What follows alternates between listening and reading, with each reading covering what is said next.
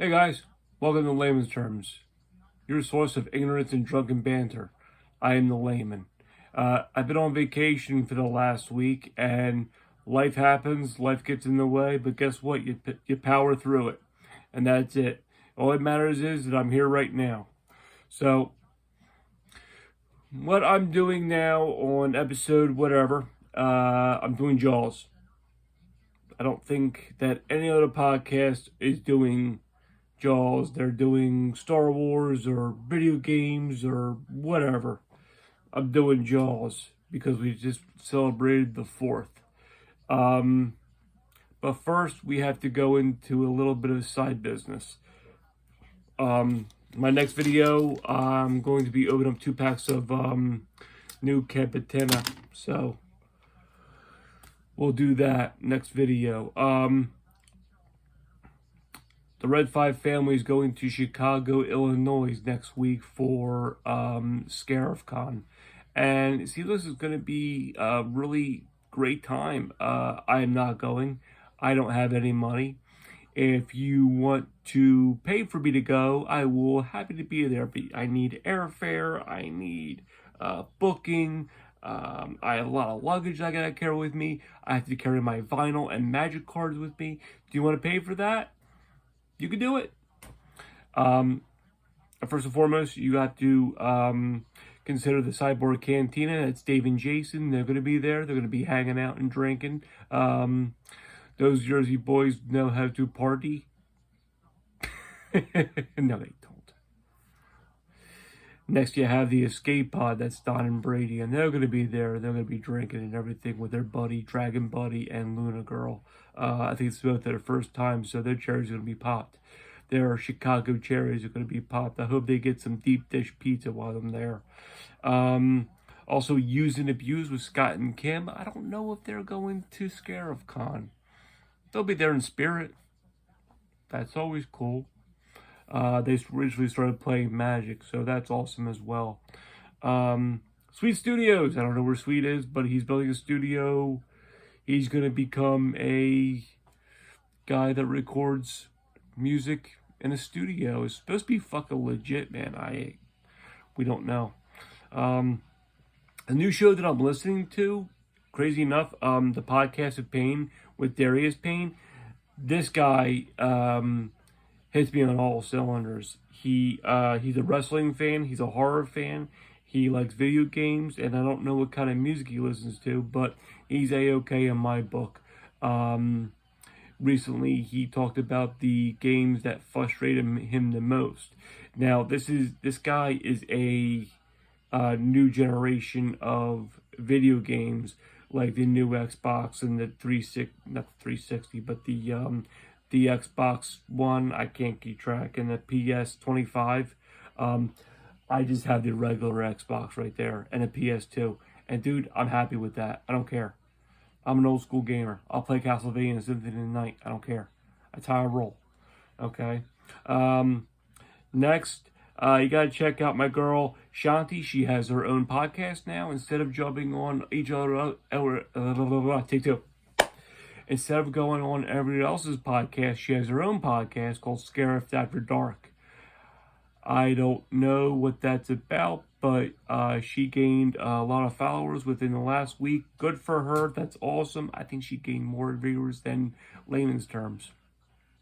So do yourself a favor, do me a favor, and click on the like button, click on the subscribe button, and hit the like button as well. So when the new videos of Layman's Terms pops up, you're already there. It's like, I want to see this guy. I want to see what this cat's all about.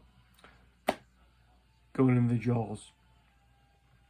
The book was by Peter Benchley, and we knew that. He also did another book called The Beast, which was about, I think it was a kraken, to be honest with you.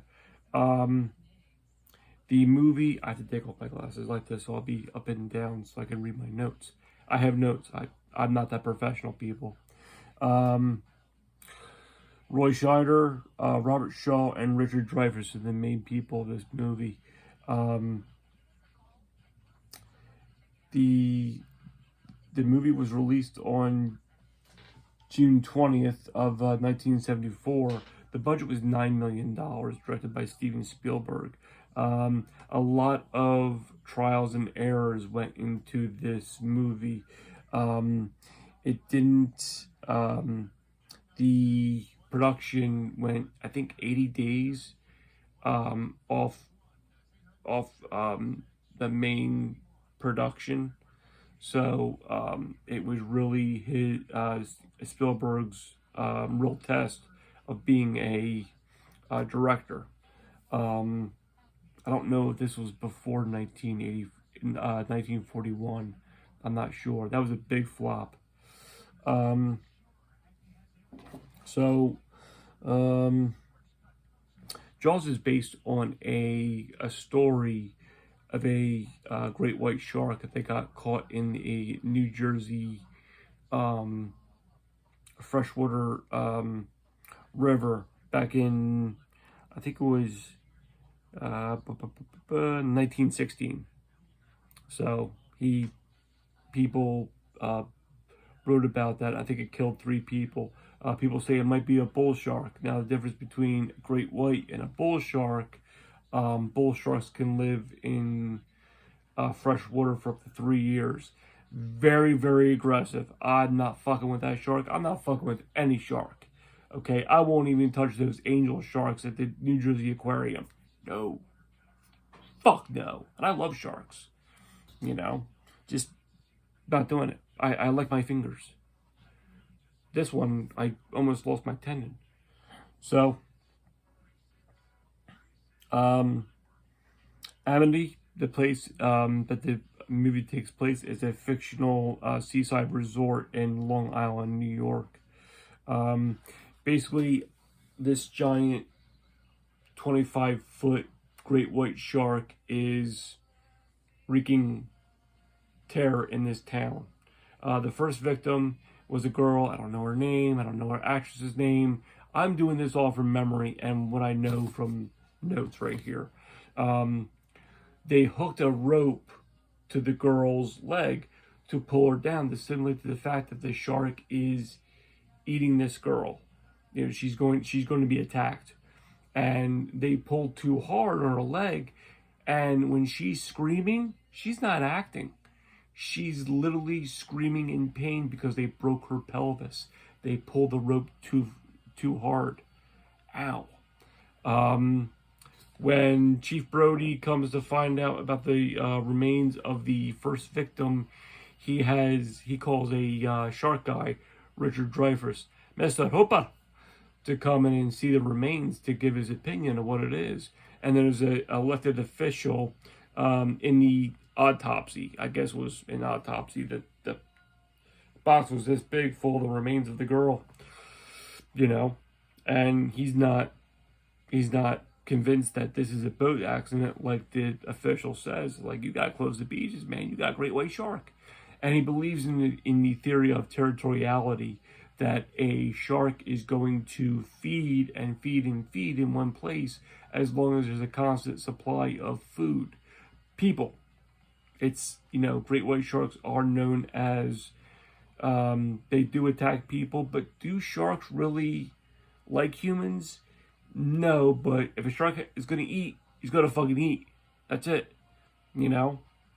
The differences between the book and the movie is the mayor wanted to keep the beaches open because he had ties to the mob and to bring up the real estate so he can sell all pieces of real estate to the mob.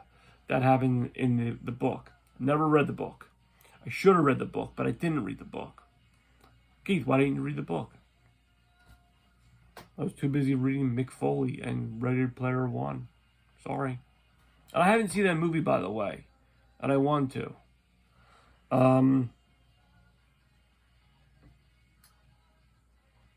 Movie went behind schedule mainly because the shark Bruce used hydraulics. This is a big misconception of the movie. Back in '74, they used this new system called hydraulics.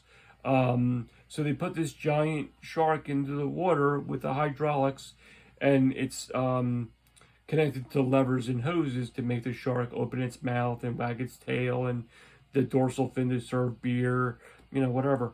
and the shark automatically sinks to the bottom. It's like, well, what the fuck? They came up with the idea that you don't see the shark that much, and that it's way better. The movie's way better because of that, because even if you see the ocean and nothing's there, it's like, that shark's in the ocean. You know, it's there, waiting, you know, and it gives more suspense. Sometimes less is more. Um, Alfred Hitchcock did that a lot. Just less is more, especially with Psycho, till you see the very end, and it's a big shock. You know, the same way goes with this movie, which they should have done in the beginning, because it was really good, in my opinion. You don't see the shark for the last 10 minutes of the movie. So they hire a shark hunter named Quint to kill this shark. Real macho guy, played by Robert Shaw. Robert Shaw was a classically trained actor. He came from the school of, before you did a scene, you drank. Take a shot of whiskey or whatever's available. He had cirrhosis of the liver. He died before this movie came out. A very great actor. When they're on the boat and he's talking about his tattoo being removed, and he's talking about the Indianapolis speech. Haunting as shit, man. Robert Shaw and Richard Dreyfuss didn't like each other. They hated each other. But you got a job to do.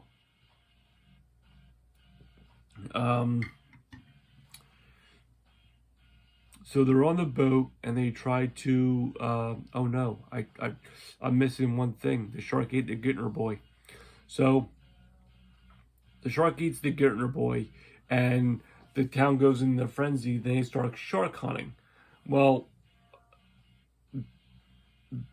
a bunch of people from, Amity don't know how to catch a shark. They don't know how to do it. They never watch Shark Week. They catch a shark, but it's the wrong shark. It's a tiger shark. Tiger sharks are known as man-eaters. I don't know how big they are. I have a friend in high school, from high school, she lives in Florida, and she scuba dives. Awesome, right? And she has some great footage of her underneath the water and looking at all the stuff in the water. Here comes this tiger shark. No way, man. That's not happening. No way. So, Richard Dreyfuss measures the bite radius, and it doesn't match the bite radius on the victim. He's like, I want to be sure, you want to be sure, and they wanted to cut it open, and the mayor's like, you're not gonna cut that thing and let that Gittner's boy spill all over the dock. Which really, so they got drunk, and they cut the shark open anyway, and it was the wrong shark. What I don't get is, Richard Dreyfuss comes to the island in a rowboat, okay? So the next night, they go out to his giant yacht. How does that make sense? Like, why didn't he just take the yacht, put the thing, and just tell one of the yokels? Like, yeah, tie that up, man. I gotta go talk to the chief about some shit. Comes up in a fucking rowboat looking like fucking, the guy from fucking Moby Dick, Ishmael. Come on, man. That makes no sense. So, they hire Quint to kill the shark. This is a 25-footer shark. They go out and they try to drown him. And they shoot barrels of into the skin of the shark to drown him out. If he gets tired, then they can just pull him on the shore and kill him and drown him. And when they drown him, they put him onto the beach. It doesn't really work that well because the shark is really strong. Shark devours Quint and the boat.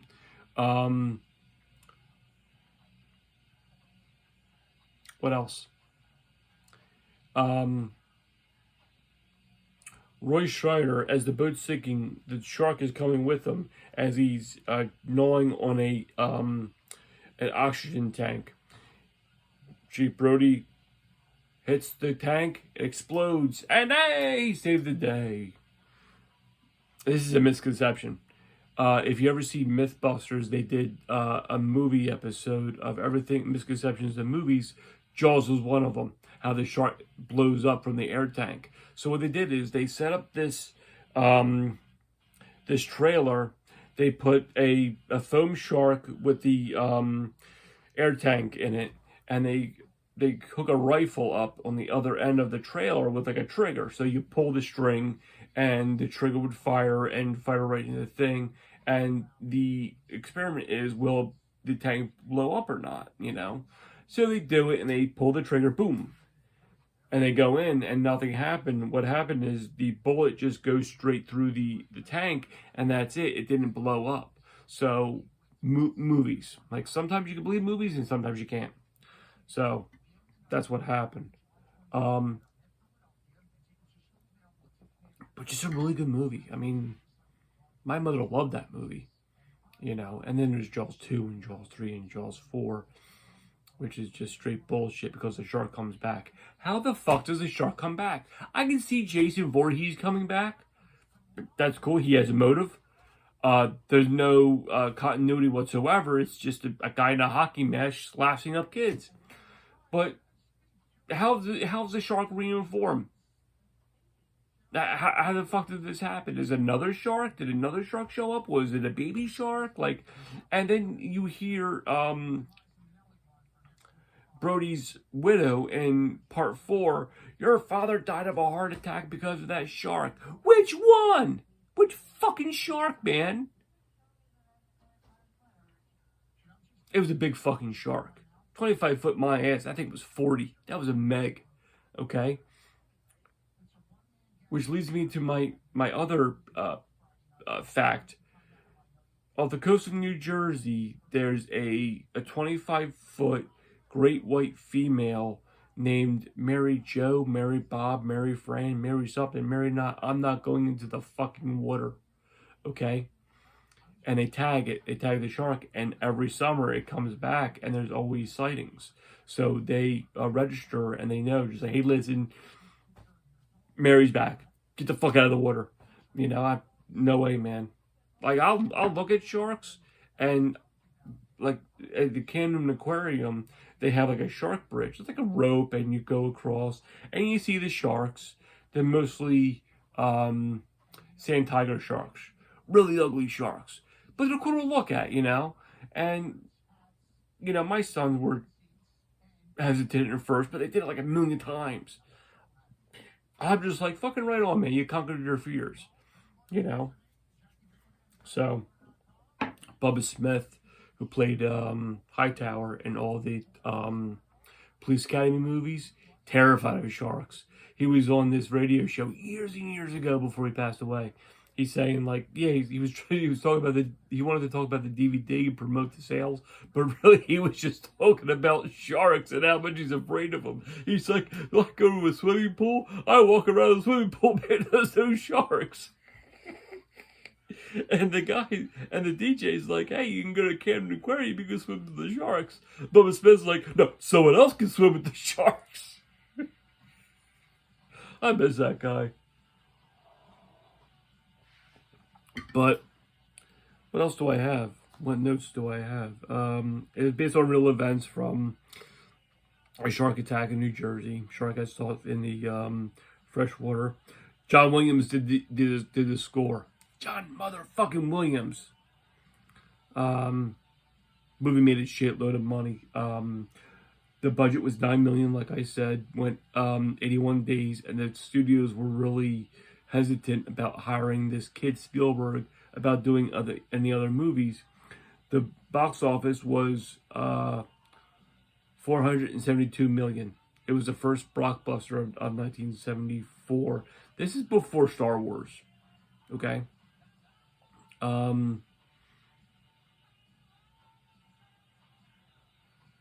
Yeah, that's all I got. So there's speaking of DJs, There's this guy, Anthony Cumia of the Opie and Anthony show. Years ago, I used to listen to Opie and Anthony all the time.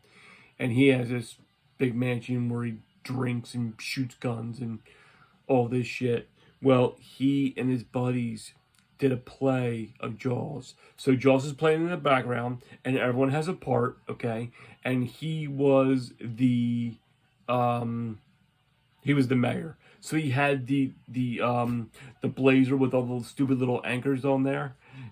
It was funny. They're doing the scene, and this drunk woman plays the shark.